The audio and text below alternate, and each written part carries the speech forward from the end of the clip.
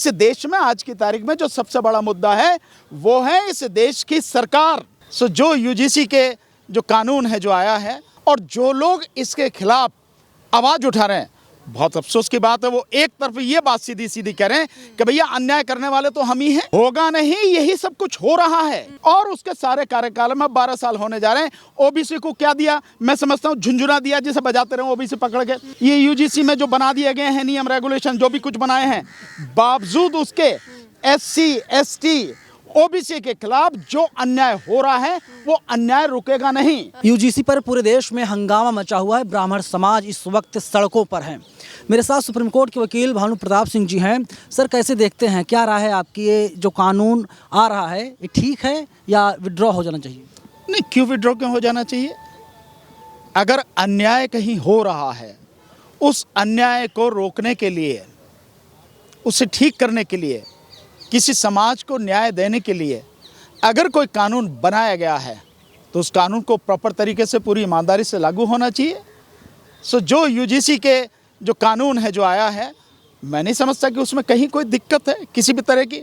और जो लोग इसके खिलाफ आवाज़ उठा रहे हैं, बहुत अफसोस की बात है, वो एक तरफ ये बात सीधी सीधी कह रहे हैं कि भैया अन्याय करने वाले तो हम ही हैं।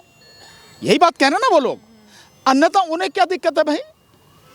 अगर वो अन्याय नहीं कर रहे हैं, उन्हें क्या दिक्कत है? नहीं, वो ये नहीं कह रहे हैं कि हम अन्याय कर रहे हैं, वो ये कह रहे हैं कि हमें कटघरे में लाकर खड़ा कर दिया। नहीं हो कटघरे में, तुम जब भी अन्याय होगा तो वो जनरल कास्ट का कोई बंदा ही करेगा। होगा नहीं, यही सब कुछ हो रहा है। यूजीसी ही नहीं, आप देश के हर उसमें देखिए कि अन्याय करने वाले कौन हैं। अभी आपको मेरठ का उदाहरण बताता हूँ। मेरठ में एक दलित समाज की लड़की को किडनैप किया गया। उसके बाद में उसकी माँ को जो बचाना चाह रही थी, उसका कत्ल कर दिया गया। उसके बाद उसी मेरठ में, उसी गांव के पास में एक और गांव है, उस गांव में एक कश्यप समाज का लड़का है, उस लड़के को जिंदा जलाकर मार दिया गया।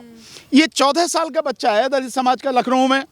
जो सच्चाई जो है, कड़वी सच्चाई, जिसे ये सरकार सुनने को तैयार नहीं है, नेता सुनने को तैयार नहीं, RSS और बीजेपी के ये लोग, उनके सामने रख रहा है 14 साल का बच्चा अश्मित गौतम, उसे सुनने को तैयार नहीं। तो कौन है अन्याय? कौन कर रहा है इनके खिलाफ?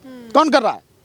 वो कौन लोग हैं जो अन्याय कर रहे हैं? और दूसरी बात, इस देश में जो लेटेस्ट रिपोर्ट आ रही हैं नेशनल और इंटरनेशनल लेवल पे, सरकार की भी और अंतर्राष्ट्रीय संस्थाओं की भी, वो संस्थाएं इस बात को सिद्ध कर रही हैं कि मात्र 1% लोगों के पास इस देश की 89% प्रॉपर्टी है, 89% पैसा है उनके पास में। और जो 89% लोग हैं उनके पास जो संपत्ति है और जो पैसा है वो 1% लोगों से भी कम है। और क्या अन्याय होगा? ये अन्याय कौन कर रहा है भाई? SC ST के लिए जब तक ये प्रोटेक्शन था तब तक कोई दिक्कत नहीं थी। दिक्कत तब हो रही है जब OBC को, एक बहुत बड़े तबके को इसमें ऐड कर दिया गया है। यानी कि अब OBC पर भी किसी तरीके का कोई जातिगत टिप्पणी होगी, कुछ होगी, तो बचा कौन? जनरल का व्यक्ति नहीं। अब ये तो OBC वालों को समझना चाहिए। OBC वाले अपने आप को अब तक छत्री समझते रहे थे। तो उन्हें समझने आना चाहिए OBC वालों को कि तुम अपने में चाहे छत्री बने रहो, पर उनकी नजर में जो अत्याचार तुम पे कर रहे हैं, तुम शूद्र ही हो। स्वामी प्रसाद मौर्य इसको लेकर कह भी रहे हैं कि पहले तो ये कहते थे कि हिंदू में आते हैं ST SC OBC सभी, और अब अलग कर दिया इन्होंने इस तरह। नहीं, वो बहुत पहले से अलग कर दिया भाई, वो बहुत पहले से अलग हैं। अगर संविधान की भी भाषा देखो तो पिछड़ा वर्ग कहा गया है। अन्य पिछड़ा वर्ग तो बाद में आया है, या मंडल कमीशन के बाद में। तो पिछड़ा वर्ग में कौन है? पिछड़ा वर्ग में SC ST OBC और माइनॉरिटी के वो लोग जिन्हें आप पसमानदा मुसलमान कह सकते हैं, ये सारे के सारे लोग उसी में आते हैं। उनको पहले से ही मालूम है, उन्होंने पहले से ही आपको काट कर रखा है, उन्होंने पहले से ही आपके साथ में अन्याय किया। जब आबादी OBC की 52% है तो OBC को 27% रिजर्वेशन क्यों दिया गया? एक तो अन्याय यही हुआ। दूसरा, जो अन्याय जो हुआ है, यही मैं सुप्रीम कोर्ट में खड़ा हूं, तो सुप्रीम कोर्ट ने ही किस तरह से अन्याय किया इसे भी आप सुन लीजिए। सुप्रीम कोर्ट कहती थी कि रिजर्वेशन 50% से ज्यादा नहीं होगा, इसीलिए OBC को 27% आरक्षण दिया गया, SC ST को 22.5%, दोनों मिलाकर 49.5% हो गया। पर जब EWS की बात आई, इकोनॉमिकली बैकवर्ड क्लासेस, कौन है? वो जनरल समाज के लोग हैं। मोदी सरकार ने किया और सुप्रीम कोर्ट ने उस पर मोहर लगा दी। तब ये 50% की जो सीमा थी, तब वो कहाँ गई भाई? आप रिजर्वेशन इस हिसाब से अगर देखते हैं तो 59.5% हो गया ना, 50% की सीमा खत्म हो गई ना। वो क्यों हो गई? क्योंकि अपनी बात आ गई। जब अपनी बात आ गई और इस दिमाग में जो इनबिल्ट सॉफ्टवेयर है जातिगत आधार पर भेदभाव का, सांप्रदायिक आधार पर, वो जो बांटे हुए हैं ना पहले से कि ब्राह्मण, क्षत्रिय, वैश्य और शूद्र, वो जो बांटे, वो जो इनबिल्ट सॉफ्टवेयर है, उस सॉफ्टवेयर ने काम किया। तो जब अपना आया उसको कह दिया भाई ये रिजर्वेशन ठीक है आर्थिक आधार पर, जो कि संविधान के बिल्कुल विरुद्ध है।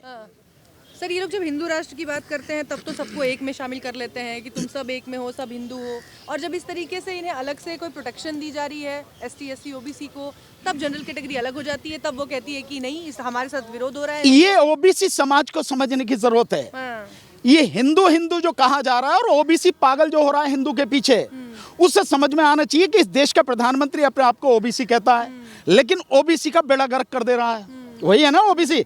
उसके सारे ठाट बाट देखो इस देश के प्रधानमंत्री के, रईसों से भी ऊपर रईस के से ठाट बाट है उसके सारे, और उसके सारे कार्यकाल में 12 साल होने जा रहे हैं। ओबीसी को क्या दिया? मैं समझता हूँ झुंझुना दिया जिसे बजाते रहे ओबीसी पकड़ के, इसके अलावा कुछ नहीं दिया।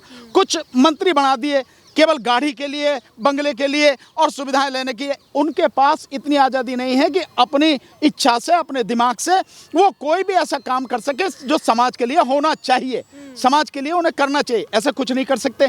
तो ये ओबीसी को समझना है कि तुम हिंदू नहीं हो।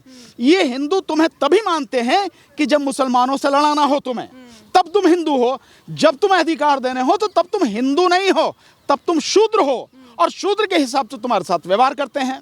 ये ओबीसी को समझने की जरूरत है। और ओबीसी को समझने की जरूरत है कि जब मुसलमानों से लड़ाते हैं, वो दिखाना है ना आपको कि भाई दुश्मन सबसे बड़ा इस देश का मुसलमान है, तब उनको मूर्ख बनाते हैं और वो मूर्ख बन जाते हैं। और ये हिंदू राष्ट्र की बात नहीं है। बेसिकली हिंदू राष्ट्र तो केवल एक नारा है। इस देश में हिंदू राष्ट्र की आड़ में, उसके पीछे ब्राह्मण राष्ट्र बनाने की एक घिनौनी साजिश है। असली हकीकत इस देश की ये है। बरेली के सिटी मजिस्ट्रेट है सर अलंकार अग्निहोत्री, उन्होंने अपने पद से इस्तीफा दे दिया। उन्होंने कहा कि ब्राह्मणों के साथ जो है वो नाइंसाफ़ी हो रही है, और मोदी सरकार को लेकर जिस तरीके से जो ब्राह्मण समाज है, जनरल कैटेगरी है, वो सड़कों पर प्रोटेस्ट कर रही है। लगातार शपथ लेते लोग दिख रहे हैं कि अब हम वोट नहीं देंगे प्रधानमंत्री मोदी को। उनके खिलाफ इस तरीके से पहली बार जनरल कैटेगरी आई है, EWS जैसा कि आपने जिक्र किया। इतना मतलब कानूनी लड़ाई लड़के दाव पेच के बाद उनको EWS का उन्होंने अधिकार दिलाया था, और उसके बाद जनरल कैटेगरी जो है वो लगातार बीजेपी समर्थक मानी जाती है। अब वो उनके विरोध में उतर आए। नहीं, मैं ये मानता हूँ कि अगर अग्निहोत्री ने इस्तीफा दे दिया, जैसा आप बता रहे हो, उन्होंने इस्तीफा दे दिया, तो ये प्रेरणा लेके इस देश में जहाँ जहाँ भी ब्राह्मण हैं, इस UGC के मामले को लेके उन्हें हर जगह से इस्तीफा देना चाहिए और मोदी के खिलाफ लड़ना चाहिए अगर उन्हें ऐसा लग रहा है। तो यहाँ सुप्रीम कोर्ट में भी जो जजेस हैं ब्राह्मण समाज के, हाई कोर्ट में जो जजेस हैं, और अलग जो भी हैं, सबको प्रेरणा लेनी चाहिए अग्निहोत्री से और कहना चाहिए भैया तुम रखो इसे अपने पास में, हम जो है सड़क पर लड़ेंगे। लड़ो ना, इससे बढ़िया कौन सी बात है?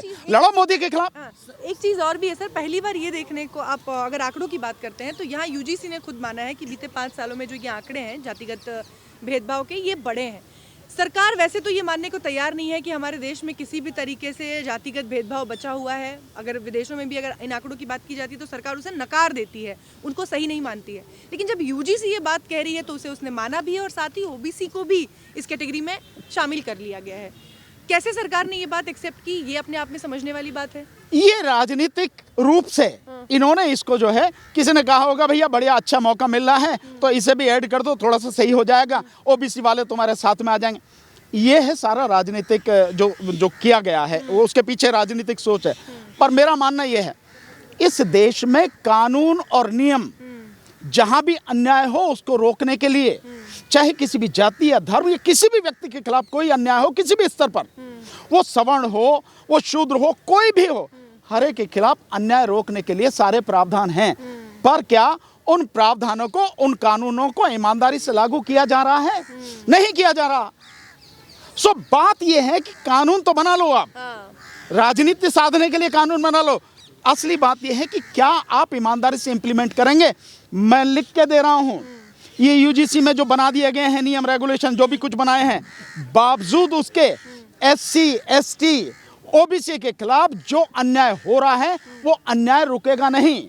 और ये केवल एक क्षेत्र नहीं है, हर क्षेत्र में अन्याय हो रहा। इस देश में, मैंने संपत्ति का आपको बता दिया, पैसे का बता दिया, इस देश में 75% से ज्यादा सारी चीजें, नौकरी से लेके बाकी सब कुछ इनके हाथ में है, सवर्णों के हाथ में है, ठीक है ना। और ये उस सब के बावजूद है कि जब कहने को है कि रिजर्वेशन नहीं है हमारा, तो उस सब के बावजूद है।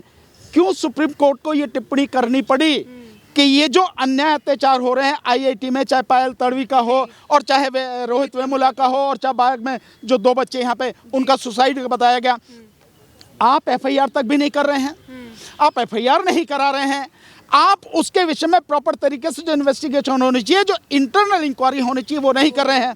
और सुप्रीम कोर्ट ने टिप्पणी करी है ये मामला केवल सुसाइड का नहीं, ये संस्थागत हिंसाएं हैं, हत्याएं हैं, ये जो किया जा रहा, तो इनको प्रॉपर तरीके से रोका जाना चाहिए, एड्रेस किया जाना चाहिए। और जो आंकड़ा निकल के आ रहा है वो आंकड़ा ये कह रहा है कि इन उच्च संस्थानों में 65% से ज्यादा जो अन्याय और अत्याचार हो रहा है वो SC ST OBC के खिलाफ हो रहा है। चर्चा ये भी है कि कहीं ऐसा तो नहीं है कि ये OBC को ऐड करना एक उनको झुंझुना पकड़ाने जैसा है कि आपके लिए हम काम कर रहे हैं, सरकार आपके लिए चिंता फिक्रमंद है, और ये इशारा इस वजह से हो कि बस OBC को अपने झांसे में लिया जा सके। उत्तर प्रदेश चुनाव भी नजदीक है, उनको देखते हुए तो उनको भांजने की कोशिश तो नहीं है। मैं समझता हूँ, मेरी बात तो आपने कह दी, मैं तो यही कह रहा हूँ भाई ये राजनीतिक स्टंट है, सारा सब कुछ है कि OBC को मूर्ख बनाओ और OBC को देखो भैया हमने तुम्हारे लिए दिया, हम अपने लोगों का विरोध झेल के भी तुम्हारे लिए कर रहे हैं। ये यही सब कुछ है, हकीकत कुछ और है। मैं ये कह रहा हूँ अभी तो केवल कानून बनाया गया है, बात है इम्प्लीमेंटेशन की। इम्प्लीमेंट हो रहा है इस देश में, इम्प्लीमेंटेशन कुछ नहीं है। और जहां इम्प्लीमेंट करने की बात आती है, मुझे कहने में दुख है लेकिन मैं कहना जरूर समझता हूं कि कोर्ट भी वहां पीछे हट जाती हैं। इम्प्लीमेंट कहां हो रहा? सो ये केवल एक पॉलिटिकल झुंझुना है जो पकड़ा दिया है दोनों के लिए। दूसरा, एक पीछे इसके पीछे एक साजिश ये है कि जो इस देश में असली मुद्दे हैं उन असली मुद्दों से ध्यान भटकाओ, तो लोगों को कहो तू भी आजा सड़क पे, भी तू भी आजा सड़क पे। ये सारा इसलिए है, इस देश में आज की तारीख में जो सबसे बड़ा मुद्दा है वो है इस देश की सरकार चुनाव आयोग को आगे करके किस तरह से SIR के माध्यम से इस देश के लोगों की नागरिकता छीन रही है, उनका वोटिंग का राइट छीन रही है। 6 करोड़ लोगों पर अकेले उत्तर प्रदेश में तलवार लटकी हुई है। जो 55 लाख लोग बढ़े इस पीरियड में, उनकी वोटें नहीं बढ़ी। 2 करोड़ 89 लाख वोटें काट दी गई और 1 करोड़ 40 लाख के लगभग वोटें हैं जो अनमैप्ड वाली बात बता रहे हैं, और सस्पिशन वाले में तकरीबन 2 से 2.5 करोड़ के लगभग वोटें हैं। तो ये जो सब कुछ किया जा रहा है ये है असली मुद्दा, और असली मुद्दा ये है कि मोदी सरकार इस देश के संविधान को खत्म करना चाहती है। उसके लिए इलेक्शन कमीशन को आगे किया हुआ है, इस पे लोगों का ध्यान न जाए, उसके लिए ये सारी चीजें की जानी हैं। राहुल गांधी जी ने सारे सबूत दिखाए, लेकिन अफसोस मुझे ये कहना पड़ रहा है कि राहुल गांधी जी ने जो इतना बढ़िया मुद्दा पकड़ा था, जिस पे सड़क पे आना चाहिए था, जनता को सड़क पे लाना चाहिए था, अब वो जो हम मनरेगा में लग गए तो इन्होंने पकड़ा दिया, इनको UGC पकड़ा दिया, उनको मनरेगा पकड़ा दिया, किसी को वो शंकराचार्य जी का अर्जुन क्या क्या पकड़ा रखा उन्होंने। तो ये सारी चीजें हो रही हैं कि तुम सब इसी में लगे रहो और हम अपना काम करते रहें, ताकि 2029 में इस देश में एक 1 नेशन 1 इलेक्शन के माध्यम से हम पूरे देश पर कब्जा करके इस देश के संविधान को खत्म कर सकें। असली मुद्दा है ये, इस देश के संविधान को बचाना। इस सब के लिए लोगों को सोचना पड़ेगा, समझना पड़ेगा, और OBC को विशेष रूप से करना पड़ेगा, समझना पड़ेगा। मोदी एंड RSS ये जितने भी हैं केवल उनका इस्तेमाल कर सकते हैं, इनके जो OBC वगैरह का या जिसका भी है, वो देंगे आपको कुछ नहीं, वो कभी उन्होंने दिया नहीं है आपको, उनकी नीयत नहीं है आपको देने की, समझना आपको है, किसी और को नहीं। बहुत बहुत शुक्रिया सर।